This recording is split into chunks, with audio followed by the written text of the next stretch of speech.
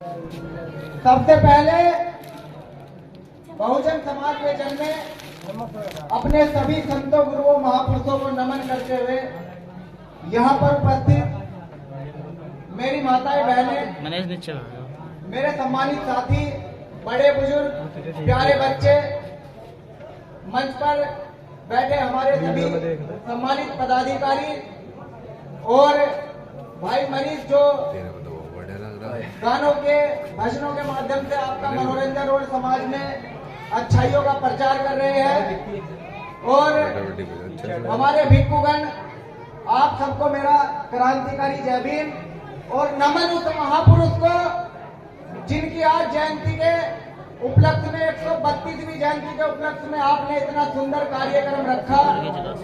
देखिए, मैं आपका कोई ज्यादा समय नहीं लूंगा, लेकिन अगर हम आपके बीच में अपनी बात रखने आए तो आपको हमारी बात सुननी चाहिए, क्योंकि बाबा साहब अम्बेडकर और सतगुरु रविदास महाराज के जन्मोत्सव पर सिर्फ साल में ये 2 प्रोग्राम कार्यक्रम हम रखते हैं। सतगुरु रविदास जी के जो जन्मदिन है उसे तो हम गानों से, नाच गानों से उसे मनाते हैं, और बाबा साहब अम्बेडकर के जन्मदिन पर हम अपने विचारों से समाज में सुधार करने का काम करते हैं। तो मेरी माताओं बहनों से निवेदन है, आप 10 मिनट के लिए शांत होकर बैठ जाइए, क्योंकि कुछ जरूरी बात हम आपसे ही करने आए, आपके बीच में आए, जिससे कि आपके बच्चों के भविष्य के बारे में आगे आप सोच सको। क्योंकि बड़ी मुश्किल से 6000 साल तक गुलामियां झेल करके एक शख्स यहाँ पर खड़े हुए, जिनका नाम महात्मा ज्योतिबा फुले, महाराष्ट्र के पुणे में उनका जन्म हुआ।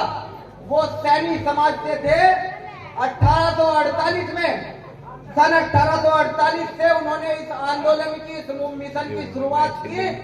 और शुरुआत कहां से हुई कि एक बहुत बड़े आर्किटेक्ट, बहुत बड़े बिल्डर महात्मा ज्योतिबा फुले एक धनी परिवार से थे, और रुपये, पैसे, धन दौलत की कोई कमी नहीं थी। अपने एक ब्राह्मण दोस्त की शादी में इनवाइट करने के बाद चले गए, और बारात में जब उन्होंने नाचना शुरू किया तो वहां की उच्च जाति के लोगों ने उन्हें थप्पड़ मारकर नीची जाति का बताकर बारात में बाहर निकाल दिया, अपमानित कर दिया। रोते हुए मायूस चेहरा लेकर अपने घर आए, अपने पिताजी से बात की कि पिताजी, हमारे पास इतनी धन दौलत है, शोहरत है, इज्जत है, हम किसी भी चीज में उन सवर्णों से कम नहीं है, लेकिन फिर भी आज मेरे साथ इतना अपमान हुआ है। जिन लोगों के पास एक पैसा तक नहीं है, रहने के लिए घर भी नहीं है, उन लोगों के साथ ये लोग क्या क्या करते होंगे। इस पीड़ा को मन में लेकर इन्होंने अपना सारा पैसा, सारा जीवन और सारा संघर्ष इस समाज की उन्नति के लिए लगाया। इन्होंने, आप यहाँ मेरी माताएं बहनें बैठी है, कोई सरस्वती को शिक्षा की देवी मानता है, कोई कुछ किसी को शिक्षा की देवी मानता है, कोई आपको 9 देवियों की पूजा करवाता है। मेरा किसी जाति, धर्म या धार्मिक भावनाओं को ठेस पहुंचाने का उद्देश्य बिल्कुल नहीं है, लेकिन मैं बताना चाहता हूं कि आपको अधिकार कहां से मिले। पहले मैं आपसे ही बात करूंगा, फिर मेरे नौजवान युवा है, मेरे पास इनके लिए भी कुछ बात है। मैं आपको 2 कहानियां बताता हूं।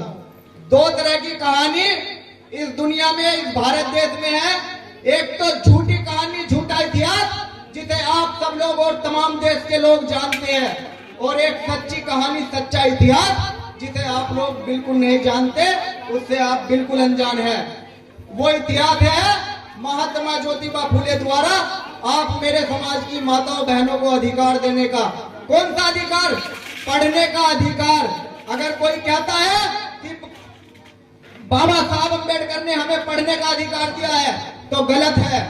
बाबा साहब अम्बेडकर ने उन अधिकारों को संविधान बनाकर सुरक्षा दी है, उन अधिकारों को सुरक्षित रखा है, जो अधिकार समय समय पर हमारे संतों, गुरुओं, महापुरुषों ने आंदोलन करके, लड़ाई लड़के हमें दिए हैं। सन 1848 में महात्मा ज्योतिबा फुले ने प्रण लिया और महिलाओं को पढ़ाने के लिए पुणे में एक स्कूल की स्थापना की। जब पूरे पुणे में, पूरे महाराष्ट्र में घूमने के बाद उन्हें स्कूल खोलने के लिए कहीं जगह नहीं मिली, तो एक मुस्लिम माता बहन फातिमा शेख ने अपने घर की जमीन दान करके ये कहा कि महिलाओं को पढ़ने के लिए आप ये जगह ले, यहाँ स्कूल बनाए, तब आपको पढ़ने का अधिकार मिला। ये वो शख्स है महात्मा ज्योतिबा फुले। महिलाओं को इतनी पाबंदी थी कि वो घर से बाहर नहीं निकल सकती थी, क्योंकि एक ग्रंथ लिखा गया है तुलसीदास पाखंडवादी ब्राह्मण के द्वारा एक ग्रंथ लिखा गया है जिसका नाम है रामचरितमानस। उस पर बहुत बड़ा विवाद हुआ। उसमें क्या लिखा है कि ढोल गंवार पशु शूद्र और नारी ये सब ताड़न के अधिकारी। ताड़न का मतलब है पीटना। जब जितना इन्हें पीटोगे, जितना ढोल को पीटोगे, जितना पशु को पीटोगे, जितना शूद्रों को और महिलाओं को पीटोगे, वो इतना खूड़ में रहेगी। अगर उनके साथ मारपीट नहीं करोगे तो वो बढ़ चढ़कर आगे हिस्सा लेगी। ये उस गंदी मानसिकता के तुलसीदास ने लिखा है। और उसी के तोड़ में महात्मा ज्योतिबा फूले ने उन्हें बताया कि महिला पैर की जुत्ती नहीं है। अपनी पत्नी को पढ़ाया। इन्हें पढ़ाने के बाद माता सावित्रीबाई फूले ने आपको पढ़ाने के लिए स्कूल में शिक्षक के तौर पर काम किया। और मेरे समाज की उस समय में मेरे समाज की माताओं बहनों की दुर्दशा देखिए कि इनके मुंह से जब हमारी माता सावित्रीबाई फूले पढ़ाने के लिए आपको गई तो आप जैसी हमारे समाज की उन नालायक महिलाओं ने इनके ऊपर गोबर फेंक के मारा, इनके ऊपर कूड़ा फेंक दिया, इनके सारे कपड़े गंदे कर दिए और ये कहा कि ये इसने धर्म भ्रष्ट कर दिया, इसने घूंघट खोल दिया, ये घर से बाहर जाकर महिलाओं को बहलाने फुसलाने का काम कर रही है, इसका बहिष्कार कर दो। लेकिन इन्होंने हार बिल्कुल नहीं मानी।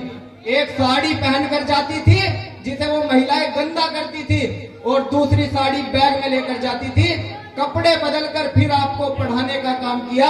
ऐसी माता को भी नमन करता हूँ। आपको इनके बारे में पढ़ना चाहिए। आपको महात्मा ज्योतिबा फूले के बारे में पढ़ना चाहिए। बाबा साहब अम्बेडकर इस देश ही नहीं, इस दुनिया में इतनी बड़ी शख्सियत हुए कि उनकी बराबरी या मुकाबला कोई दूसरा व्यक्ति कर ही नहीं सकता। बाबा साहब अम्बेडकर ने 3 व्यक्तियों को, 3 महापुरुषों को, 3 संत गुरुओं को अपना गुरु माना। पहले नंबर पर तथागत बुद्ध, दूसरे नंबर पर संत कबीर और तीसरे नंबर पर महात्मा ज्योतिबा फूले। अम्बेडकर साहब ने कहा कि ये संसार में 3 मेरे गुरु हैं। और कमाल की बात देखिए कि बाबा साहब अम्बेडकर के पैदा होने से पहले ये तीनों महापुरुष इस दुनिया को छोड़कर चले गए थे, फिर भी बाबा साहब अम्बेडकर ने इन्हें अपना गुरु माना। मैं आपके बीच में ये बात इसलिए बता रहा कि अगर आपको कहीं से अधिकार मिले हैं, अगर आपको पढ़ने लिखने का मौका मिला है, अगर आपको इस देश में रेल चलाने, हवाई जहाज उड़ाने, मोबाइल चलाने का, यहाँ बैठकर सुनने का और मंच पे मुझे बोलने का अधिकार मिला है, तो वो हमारे महात्मा ज्योतिबा फूले, माता सावित्रीबाई फूले, बाबा साहब अम्बेडकर की बदौलत मिला है। आपको पढ़ना चाहिए। मेरे पंकज भाई आज पहली बार उन्हें बोलते हुए सुना। वो पूरे देश भर में किताबें बेचने का काम करते हैं कि महापुरुषों की किताबों को मैं अपने समाज के बीच तक पहुंचा दूं। लेकिन आप कभी भी, अन्य गांव के लोग भी झंडे खरीदते हैं, फोटो खरीदते हैं, लेकिन किताब कोई नहीं खरीदता। बाबा साहब अम्बेडकर खुद कह के गए कि अगर मुझे जानना है, अगर आपको सफल होना है तो फोटो की पूजा मत करें, मैं किताबों में हूँ, मुझे किताबों में पढ़ो और जिंदा महसूस करो। मेरे समाज की मेरी माताएं बहनें, आपकी हालत क्या थी कि बेवा होकर नारी, आपको पता है ना, एक सती प्रथा थी। जब पति मर गया, अब से बहुत साल पहले, सैकड़ों साल पहले, पति के मर जाने के बाद मेरे समाज की नौजवान बहनें, माताएं, उन्हें अपने पति की अर्थी पर जिंदा जलना पड़ता था। तो उसी पर मैं आपको बताऊं कि आपकी क्या दुर्दशा थी। मनुस्मृति में ये सब कुछ लिखा हुआ है कि पति के मरने के बाद महिलाओं को गंजा करके घर में बंद कर दो। 6 महीने के लिए को लिखना आता था, ना पढ़ना आता था, ना उनके पास घर थे, ना दीवारें थी। वो कच्चे घरों में बस्ती से, सवर्णों की बस्ती से दूर रहते थे। तब बाबा साहब अम्बेडकर ने ये बात कही। क्या सोचकर कही? क्योंकि बाबा साहब अम्बेडकर बड़े दूरदृष्टि नेता थे। क्या सोचकर कही ये मैं बाद में बताऊंगा। तो उससे पहले थोड़ा प्रकाश डाल दूं कि हमें पढ़ने लिखने का अधिकार सुरक्षित रखा, हमें आरक्षण दिया, हमें वोट का अधिकार दिया और संविधान में मौलिक अधिकार बनाकर सबको सुरक्षित रखा। ये बाबा साहब की देन थी। इन सभी अधिकारों को पाने के लिए देखिए, अगर आपका बच्चा अभी बीमार हो जाए, अगर आपका बच्चा अभी बीमार हो जाए तो आप इस सभा को छोड़ दोगे, आप बड़े से बड़ी नौकरी छोड़कर दौड़े, उल्टे पैर दौड़े आओगे। आप बड़े से बड़ा प्रोग्राम कार्यक्रम छोड़कर सबसे पहले अपने बच्चे को दवा दिलवाओगे, लेकिन मेरे बाबा साहब जैसा महान इस दुनिया में कोई हो ही नहीं सकता। बाबा साहब अंबेडकर आपकी पढ़ाई के लिए, आपके आरक्षण के लिए, महिलाओं के सम्मान के लिए, आपको सरकारी नौकरियों के लिए, आपके वोट के लिए 1931-32 में गोलमेज सम्मेलन में लड़ाई लड़ रहे थे, अमेरिका लंदन में जाकर इंग्लैंड में। और उनके बच्चे बीमारी में पैसा ना होने की वजह से मरते गए। जब बाबा साहब अंबेडकर के 3 बच्चों की जान चली गई तो उनकी पत्नी ने उन्हें खत लिखा, और खत में क्या लिखा कि बाबा साहब, आज आपका बच्चा राजरतन अंबेडकर जो 4थे नंबर का है, उसकी तबीयत बहुत ज्यादा खराब है, और आप ये कहते थे कि एक दिन आएगा राजरतन अंबेडकर इस देश पर राज करेगा, जो इस देश का राजा बनेगा। बच्चा बीमार है, आपको आना चाहिए, इसका इलाज कराना चाहिए। बाबा साहब अंबेडकर का बदले में खत आया, और खत में अंबेडकर साहब ने क्या लिखा आप खुद सोचना। बाबा साहब लिखते हैं कि रामू, मैं जिस समाज को अधिकार दिलाने के लिए यहाँ आया हूँ, मैं उस अधिकार के रास्ते में बस थोड़ी ही दूर हूँ अपनी मंजिल से। अगर मैं आज वापस आया तो आने वाले समय में लाखों करोड़ों राजरतन जो है वो बीमार होंगे, उनका इलाज नहीं हो पाएगा। आप देख लो, मैं एक समय खाना खाता हूँ, और खाना भी नहीं, सूखा बंद खाकर मैं अपना समय बिता रहा हूँ। मेरे पास तो खाने के भी पैसे नहीं है, मैं इस बच्चे का इलाज कहां से करा दूं? मैं अपने लाखों करोड़ों बच्चों के इलाज के लिए इतनी दूर आया हूं, मैं वापस नहीं आ सकता। जब बाबा साहब अंबेडकर आपके लिए वोट का अधिकार लेकर आए, जब बाबा साहब अंबेडकर आपको आरक्षण का अधिकार लेकर आए, जब बाबा साहब अंबेडकर आपके घूंघट हटाने का अधिकार लेकर आए, और जब बाबा साहब अंबेडकर महिलाएं हवाई जहाज उड़ाएगी वो अधिकार लेकर आए, उस समय बाबा साहब अंबेडकर का बच्चा राजरतन इस दुनिया को छोड़कर चला गया, उसकी मृत्यु हो गई। रोते हुए उनकी पत्नी ने उन्हें पकड़ा, उनके कपड़े पकड़कर कहा कि सब खत्म हो गया, जिसे राजा बनाना था वो इस दुनिया में ही नहीं रहा, अब क्या करोगे? एक पल को बाबा साहब को लगा कि सब खत्म हो गया, मुझे ये सब छोड़ देना चाहिए। लेकिन फिर उनकी पत्नी का योगदान देखे, मैं महिलाओं का योगदान बता रहा आपको इस मूवमेंट में। पहला योगदान इनका जिन्होंने आपको पढ़ाया, और दूसरा योगदान उनका जिनके बच्चे उनके सामने मर गए, दम तोड़ गए, और आपके अधिकारों के लिए उन्होंने क्या कहा? जब बाबा साहब ने कहा कि मेरे पास तो राजरतन के कफन के लिए भी कपड़े नहीं है, मैं क्या बताऊं, बाबा साहब ने रोते हुए ये कहा। उनकी पत्नी को लगा कि मेरा पति कमजोर ना होना चाहिए, अपनी साड़ी का पल्लू फाड़ा और कहा, जाओ बाबा साहब, एक आखिरी बार और मैं आपके लिए इतनी कुर्बानी देती हूँ, आप अपने बच्चे को दफना गाओ। अगर उस दिन माता रमाबाई साड़ी का पल्लू ना फाड़ती तो आपके बच्चे रेलवे में नौकर ना होते, डॉक्टर इंजीनियर ना होते, विधायक सांसद ना होते, मुख्यमंत्री राष्ट्रपति प्रधानमंत्री ना होते। आप हमें बैठकर यहाँ सुन नहीं रही होती, आप चूल्हा चौखट करने में होती, आपका घूंघट बड़ा होता और महिलाओं को किसी तरह के अधिकार नहीं होते। अपने तन से कपड़े फाड़कर बाबा साहब के मिशन में देने वाली माता सावित्री बाई को भी मैं नमन करता हूं। आपको उनके जैसा बनना चाहिए। मेरे समाज की माताओं, मेरी बहनों, आपको बहुत सोच समझ के आगे का रास्ता तय करना है। बहुत लोग आपके बीच में आएंगे, मैं ये नहीं कह रहा कि आप किसी देवी दुर्गों को पूजना बंद कर दो, लेकिन सच्चाई के तौर पर आप अपने घर में सारे काम करो। बाबा साहब अंबेडकर के मिशन को बढ़ाने के लिए आप एक अपने बच्चों को समझाओ और थोड़ा थोड़ा योगदान इस मिशन को भी दो। मेरा आपसे यही निवेदन है। साथियों, जब बाबा साहब अंबेडकर ने कहा कि जाओ अपने घरों की दीवारों पर लिख दो कि हम इस देश के शासक हैं, हमें इस देश पर राज करना है, तब हमारे घर नहीं थे, दीवारें नहीं थी, अनपढ़ थे, पढ़े लिखे नहीं थे, क्योंकि बाबा साहब को भरोसा था कि मैं ऐसी व्यवस्था तैयार कर रहा हूं इस देश में, आपको मौलिक अधिकार संविधान में सुरक्षित देकर जाऊंगा। उस आरक्षण के, उस वोट की बदौलत पढ़ लिख कर आप सरकारी नौकर बनेंगे, आप अपना रोजगार करेंगे, पैसा कमाओगे, घर बनाओगे, दीवारें बनाओगे, और फिर पढ़ लिख कर अपने घर की दीवारों पर लिखोगे कि हम इस देश के शासक हैं, हमें इस देश पर राज करना है। लेकिन नालायकी क्या रही कि बाबा साहब के 4 बच्चे चले गए। इतनी कुर्बानियों के बाद बाबा साहब ने अपनी पत्नी को कहा कि रमा, रोने की जरूरत नहीं है, आज एक राजरतन इस दुनिया में नहीं रहा तो कोई गम नहीं। आज मैं उस रानी का पेट चीर कर चला हूं जिसके पेट से राजा पैदा होता था। अब राजा रानी के पेट से पैदा नहीं होगा, इन गरीब शोषित वंचित लोगों के वोट से पैदा होगा। ये बाबा साहब अंबेडकर का सपना था। और आप लोगों ने क्या लिखा कि धन धन सतगुरु तेरा ही सहारा, जय श्री राम, जय माता दी, ये अपने घर की दीवारों पर लिखा। अरे उन्हें भी मानो, अगर तुम्हारा मन नहीं मानता उनकी भी पूजा करो। लेकिन बाबा साहब अंबेडकर ने कहा कि हम इस देश के शासक हैं, अपने घर की दीवारों पर लिखो।